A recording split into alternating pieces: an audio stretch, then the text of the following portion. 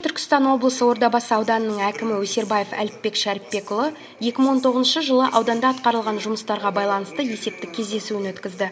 Бұл жиынға Түркістан облысының әкімі Өмірзақ Естайұлы Шөкеевтің өзі де арнайы келіп қатысты. Есеп бойынша бүгінгі таңда Ордабасы ауданы даму үстінде екендігі мәлім болды.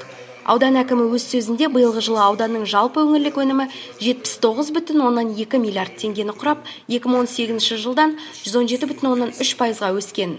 Ол жан басына шаққанда 651,3 мың теңгеден келетінін айтты. Бюджеттік түсім болса 3 миллиард 501 миллион теңгені құраған. Бұл жоспардың 104,1%-ын орындалды деген сөз.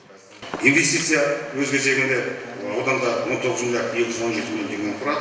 Оның ішінде айта кетерлігі 11 миллиардқа жуығы жатқан инвесторлардың есебінен, яғни соның үлесінен болып отыр. Бұл жұмыс алдағы уақытта осы жаңа айтып кеткен жобаның нәтижесінде ол инвестиция тарту мәселесі жүйелі түрде жатқан қадағалауға алынып, осы бойынша жұмыс жасалатын болады. Жиында ауыл шаруашылығы саласының жағдайы назардан тыс қалмады. Аудан халқының жеміс-жидекпен толық қамту үшін өткен жылы 117 гектарға қарқынды бау шаруашылығы іске қосылып, 468 гектарға жеткен. Әкім соңғы жылдары аудан аумағында жылыжай салуға ниет білдірушілердің және салып жатқан тұрғындардың, кәсіпкерлердің саны артып келе жатқанын айтты. Бұл шаруашылыққа жаңа серпіліс береді деп күтілуде. Жалпы басымды жетекші саланың бірі ол ауыл шаруашылығы. Ауыл шаруашылығы өндірген өнімі 43 миллиард 931 мың теңге болып, жалпы өсім сонда 110% құрап отыр. Былтырғыға салыстырғанда 6 миллиард 615 мың теңгенің өнімі артып отыр. Өздеріңіз өте жақсы білесіздер, ауыл шаруашылығы, мал шаруашылығы және егін шаруашылығы. Мал шаруашылығы 22 миллиард 860 мың теңгенің өнімін өндірген болса, егін шаруашылығында 21 миллиард 900 мың теңгенің өнімін өндіріп отыр.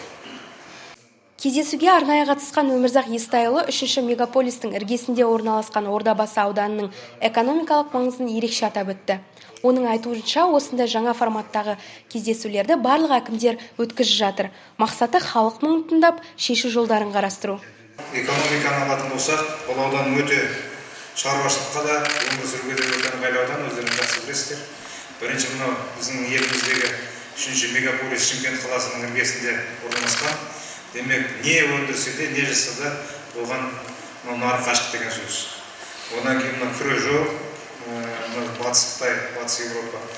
Оның бойында тұр, жаңағы су мол, жаңағы Арыс өзені, Боралды өзені, Бөген қоймасы, қаншама каналдар, Алпыстан астам канал бар. Сондықтан өте ыңғайлы.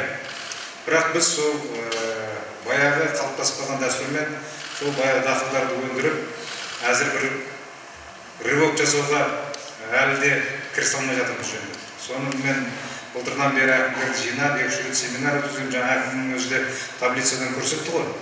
Қанша бір гектардан қанша бидайдан табыстауға болады, көкөністен табыстауға болады, майлы дақылдар, соған қарап біз біртіндеп өзгертеміз. Жалпы айту керек, жарты жыл шілде айында тағайындалды. Әліпбек Шәріпбекұлы жаңа жақсы ағаларымыз айтып жатыр. Мен ойлаймын, бұл кісіні қолдауымыз керек. Бәріміз жұмылып, бірге бұл кісінің жұмысын қолдап жұмыс істесе, нәтиже береді деп мен күмәнім жоқ. Еске салайық, президент Қасым-Жомарт Тоқаевтың қыркүйектегі жолдауы бойынша бұл кездесулердің жаңа деңгейде өтуі, халықпен кері байланыстың нығаюы қамтамасыз етілуде. Қазақ рухының қағбасы саналатын Ордабасы сөзсіз даму үстінде еңбек етіп келеді. Кездесу соңында әкімге барлық салада іргелі, сүбелі жұмыстар атқарылып келе жатқанына жергілікті жұртшылық өз ризашылықтарын жеткізді. Сөзге шыққан тұрғындар, ардагер ағалар Өмірзақ Естайұлына іскер азамат Өсербаевты осы ауданға әкім етіп тағайындағанына алғыстарын айтты.